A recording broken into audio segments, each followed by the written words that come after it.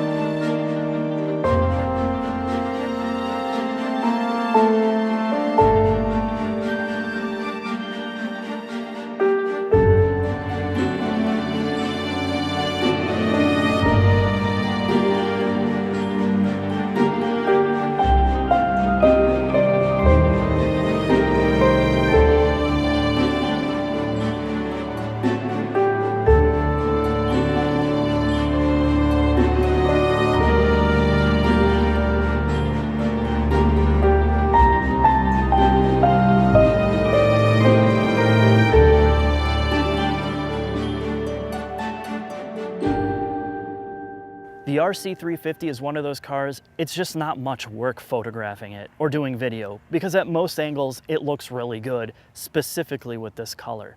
Now you come to the front end, and again, you get this wide response. Some people saying it's a piece of art, that it's elegant, all the way down to people thinking it looks absolutely grotesque. Most of the concepts that incorporated the spindle grille from the start had these really sweeping long lines, and you can tell on this car it makes a lot more sense. It doesn't look all distorted like it did on the NX, and of course that's subjective. This is the first Lexus I've been in recently where people have actually stopped to talk to me about it, have come up to it and been like, wow, what is that? Or cranked their head to look at it. And that says something. It could also be this great blue paint that just brings out all the character lines of the car. Now, when you're looking at the photos of this vehicle, you're kind of like, well, it looks like it's just got a big ass body kit, right? But when you get up to it, you can see all these sculpted pieces, the sculpted body panels that just kind of flow from the front to the back. And that's kind of hard to do with certain cars. Here, it just works. One of my favorite elements is the rear quarter panel of this car. The way that it flows into the rear bumper, it looks really aggressive. It reminds me of some of the vintage Porsche looks almost. Now, when you get closer to the RC, you realize there's more detail work here, like the aero treatments on the rear taillights, the bear claws in the rear bumper. The front bumper has some aero treatments, and then there's some air directors in front of the passenger and driver side window. All this helps smooth air around the car, over the back, creates just less wind turbulence, less drag, and a quieter riding interior. Whenever you get an F Sport package on a Lexus, you're gonna get appearance pieces. The RC is no different. With this car, you get the bigger version of the spindle grille with matte chrome and chrome. You get the F Sport badges, the F Sport wheels, and then you get these fancy little LED driving lights on the bottom, which are also extra. When you look at the headlight design, it's got this concave element to it, and you don't really notice it in pictures until you get up close, and you can kind of appreciate the design more. It also features these bold and really bright LED running lights underneath.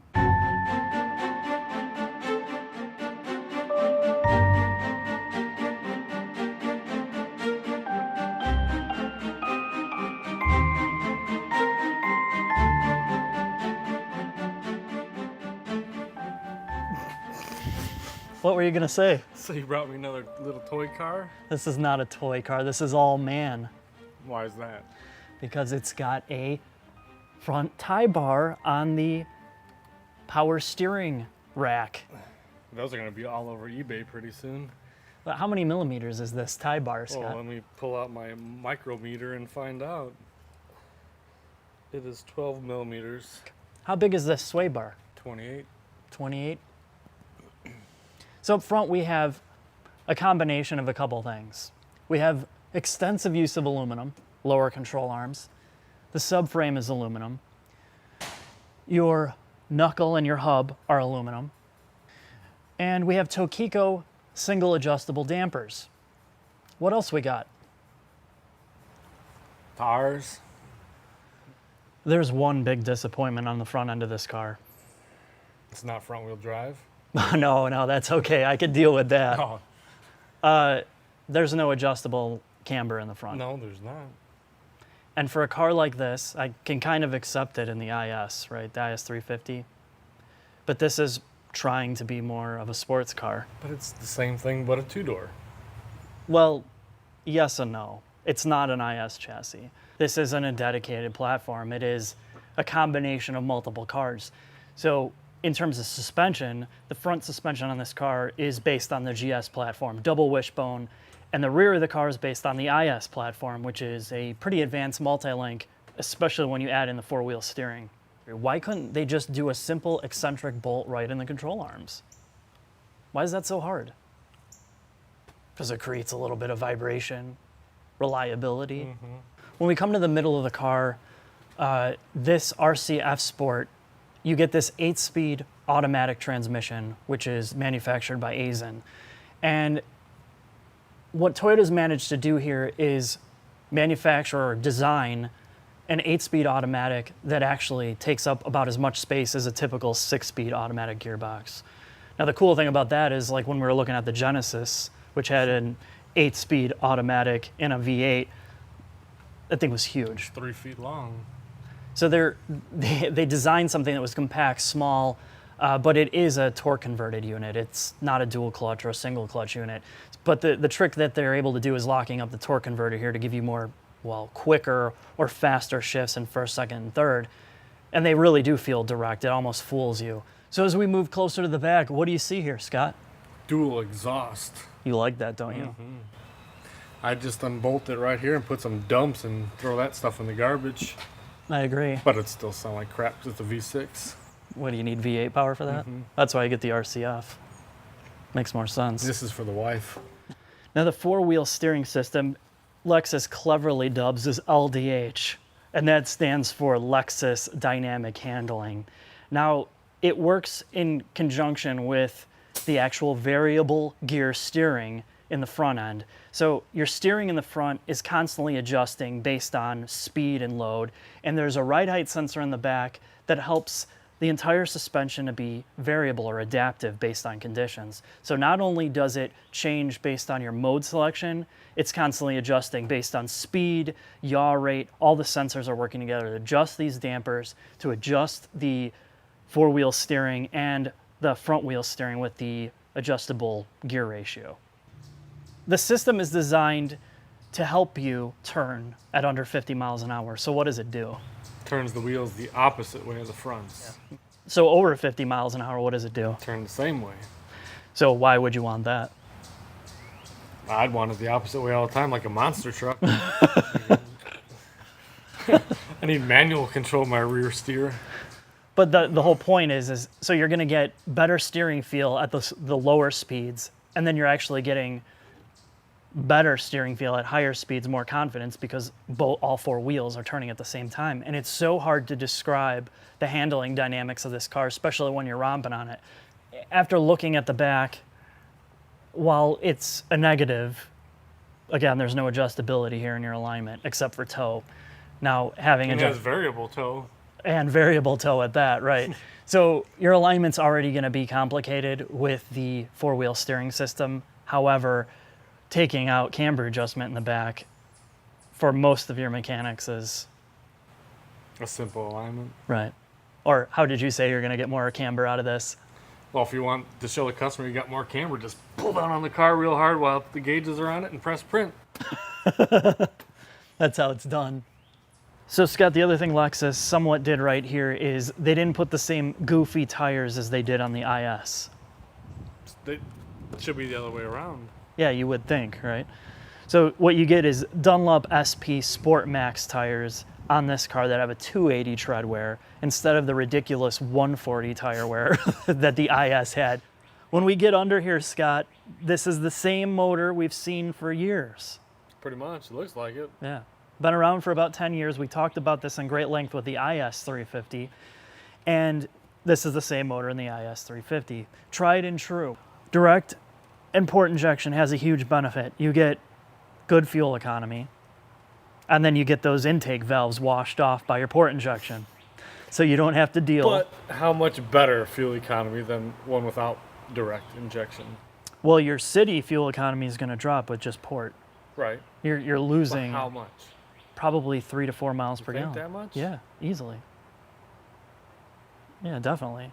And I mean, it's not just fuel economy that's different. It's emissions. In the corners of the car, you can see the adjustable motors for the dampers in the front, and the rear has something similar. So these are the control modules that handle the variable adjustment of the suspension. The other thing that this car has that I really like, especially after being in the NX, is it has a sound tube. And the sound tube routes induction sound into the cabin without making a digital reproduction of it like many cars are doing today. Can you put a bigger sound tube in it? You know, they don't have adapters. They don't have JDM adapters like they do for the FRS.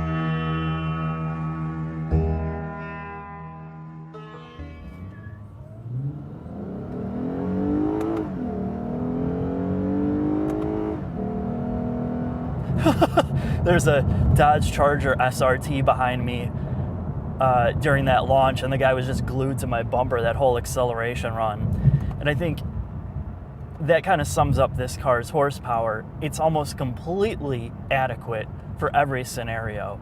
I mean, you always feel a sense of urgency, a sense of power with this car. But when you put it next to something that is more of a sports car, something with a lot of horsepower in a straight line, there's nothing to it, really. I mean, it's a 3.5 liter, it's 306 horsepower. It's gonna feel great on your daily drive, but it's certainly no track monster.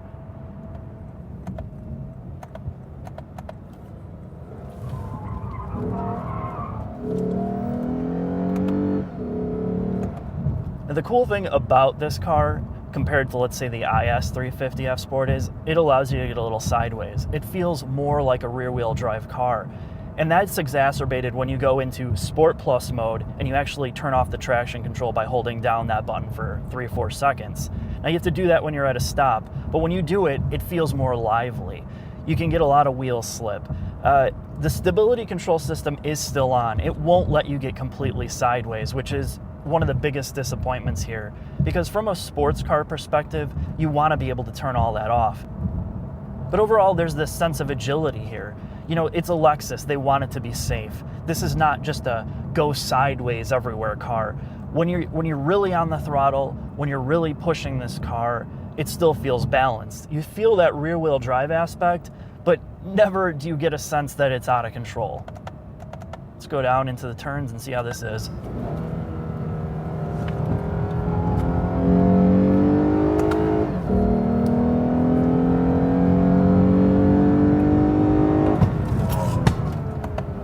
Brakes are sensitive.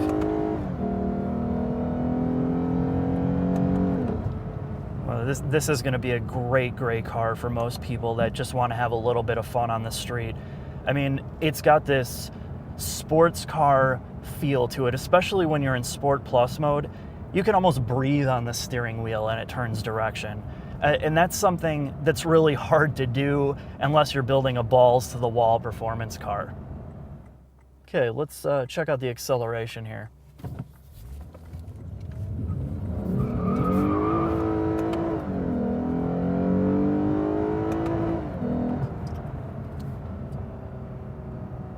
Again, when you're in Sport Plus mode on this car in the drive selector and your traction control is completely off, it's the most aggressive setting for this motor and transmission. It revs higher, it downshifts more directly, it upshifts quicker, and it will let you bang into the rev limiter without auto upshifting for you. And that's a huge benefit when you have an automated manual gearbox like this, especially in a sportier car. My biggest pet peeve is when you have a car that just auto upshifts for you when you're trying to drive in an aggressive manner. Now, this car will actually auto upshift for you when you're in like eco mode or normal mode, but that Sport Plus setting is an enthusiast's best friend. This car is really good.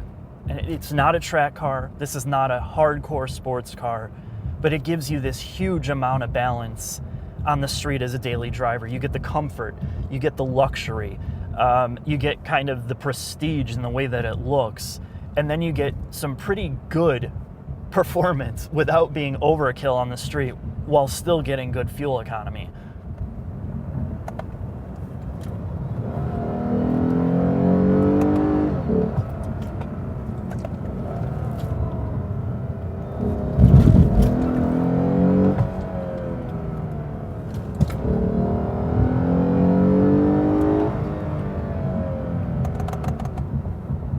Now, I'm back in drive, out of manual, and I'm in Sport Plus, and you can kind of hear the engine revs are up a little bit. Now I'm going to flip this back to normal mode. Now the transmission comes back down to earth, chooses a higher gear. And that's kind of the polar opposite between eco mode. The transmission in eco mode will choose the highest gear possible at any given point for smoothness and overall fuel efficiency.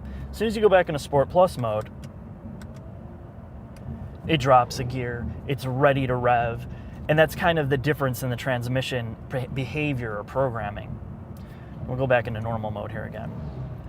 The other thing when you switch into eco mode is it does more than just holds a higher gear. It actually will turn down your fan speed for your air conditioning. It'll cycle the compressor less. There's a lot of little electronic programming tricks that it does.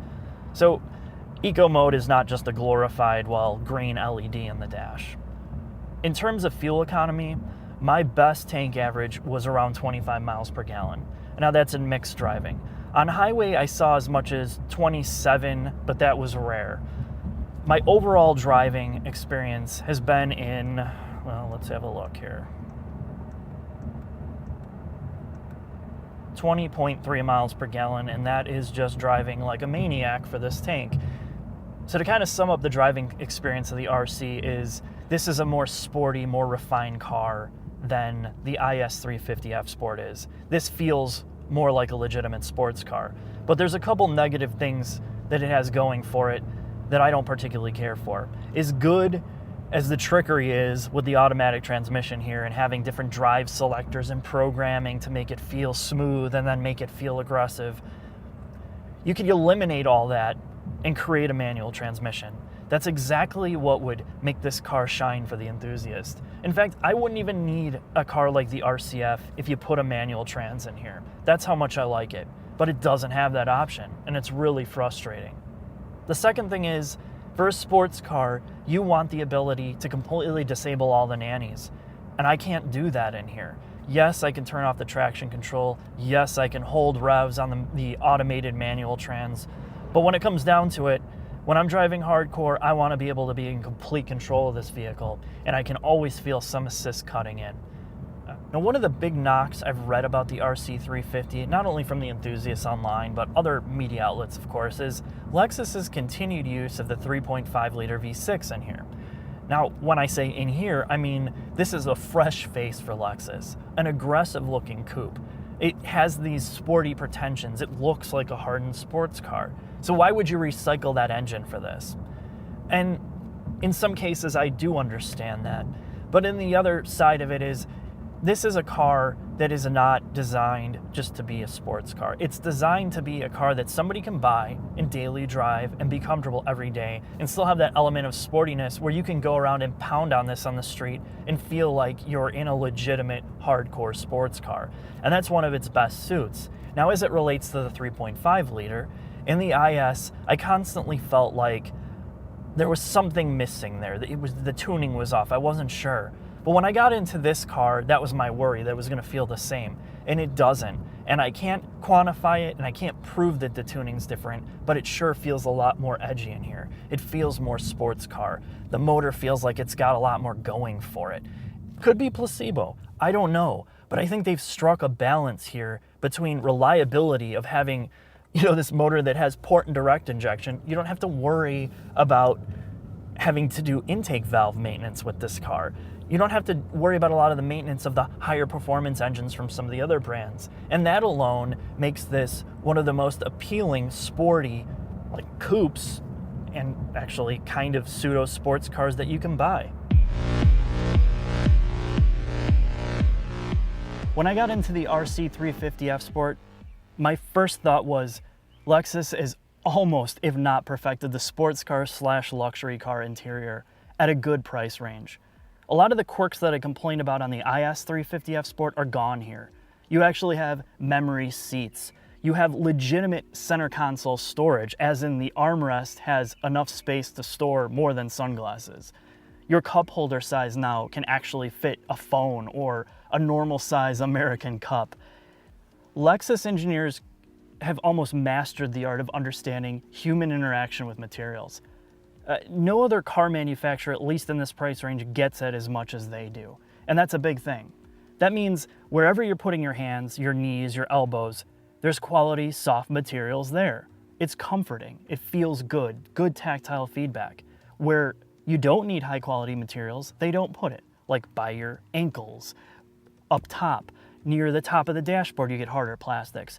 But they've mastered the use of different blends of materials here, so you get this element of high quality at not this exorbitant price tag.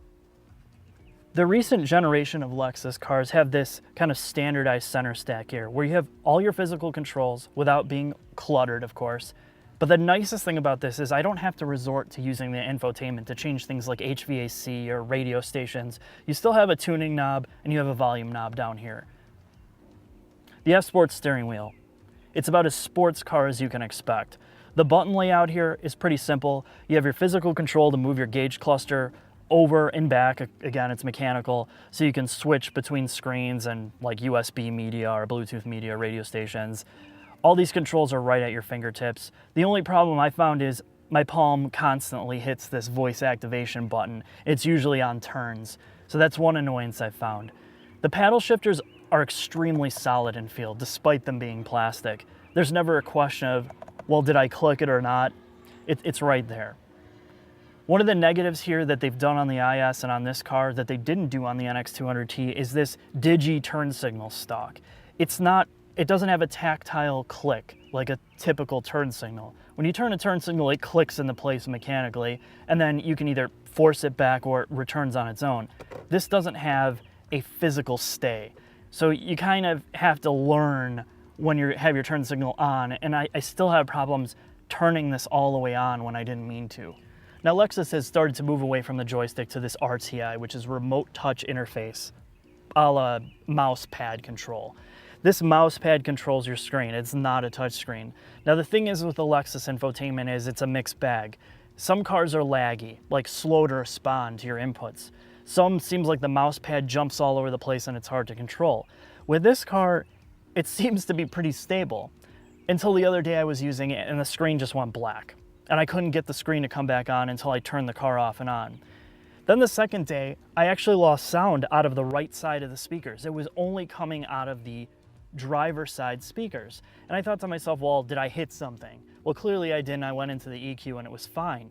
Now I found that if you hold down the volume button or volume power button for, I think 10-15 seconds, it will actually reboot the head unit. When I did that, everything came back online. If you watch my other reviews, you know how important lighting is to me, especially on the interior. And Lexus has done an extremely good job with that, from their cheap models to their expensive models. This car is no different, and it takes it to another level here. Because when you're getting an ultra-modern interior like this, the lighting is a part of it. They've added this door panel LED lighting that runs along this behind this whole metal trim. It looks so futuristic, so modern, and so elegant without being cheesy at all. I love it. I wish I had it in my car, honestly. Across the rest of the interior, all the colors of the LEDs match. All the hue is the same. I've gotten into Hyundais where the gauge cluster was a totally different color than the LEDs on the door and the dash. They don't have any mix-ups here. Everything matches across the whole interior. Then you get to this door light, this dome light rather. It's touch sensitive, which they added to the NX, but now they have this diffuser on the center LED light up here, which softens the color. It's not harsh. It's just another nice touch that you wouldn't notice. The only mistake that they made here, and Turbowski pointed this out, of course, is they have all these LED lights in here, and then you get to this door light, and it's like they forgot to put it in there, and at the last second they're like, oh damn, we need a door light. And they put a filament bulb in there. Of course, doesn't match up to the rest of the LEDs of the car. I've gone on and on about how much I love this interior, how perfect it is.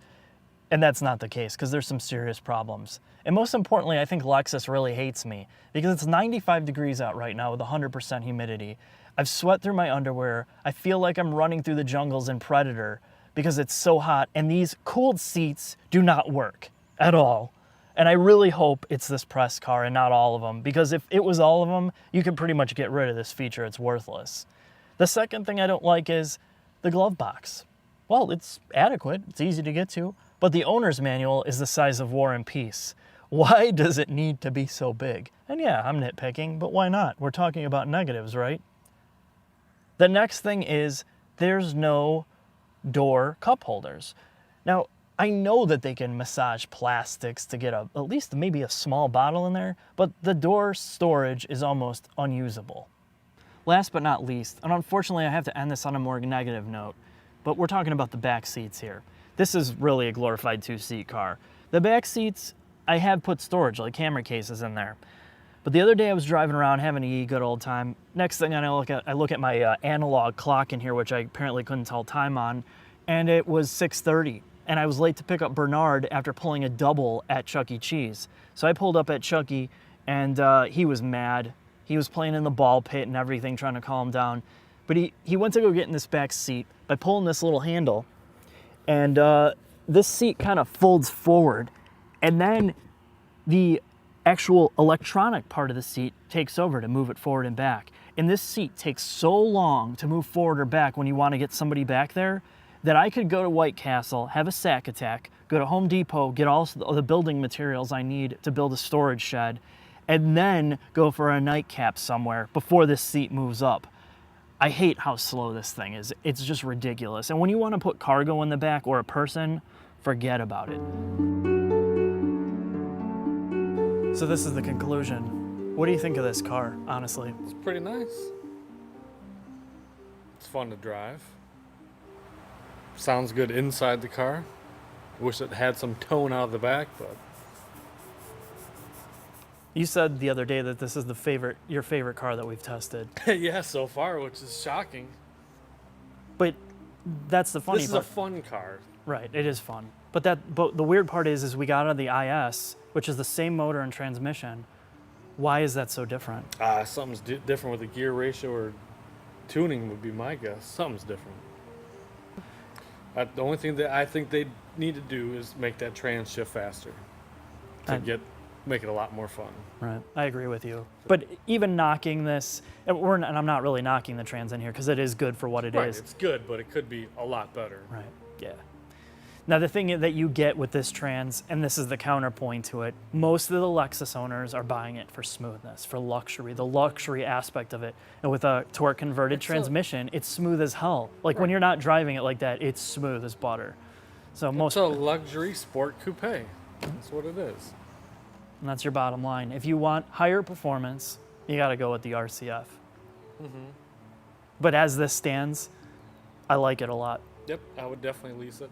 Yeah, this would be a really, really fun car to daily drive. Mm-hmm.